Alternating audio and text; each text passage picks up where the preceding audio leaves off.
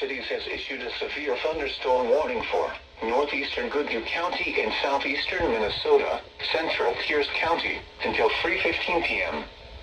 At 2:42 p.m., a severe thunderstorm was located over Bay City, or near Red Wing, moving northeast at 55 miles per hour. Expected hazards include quarter-size hail. This is a radar-indicated threat. The following impacts are expected. Damage to vehicles is expected. Locations impacted include Red Wing, Wakota, Frontenac State Park, Red Wing Airport, Hager City, Bay City, Eastdale, Ellsworth, Beldenville, El Paso, and Martel.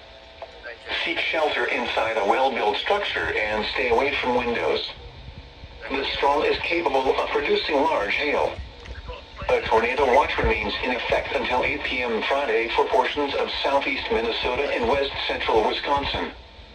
Repeating, a severe thunderstorm warning has been issued until 3:15 p.m. for the following county: Goodhue, Minnesota, and Pierce, Wisconsin.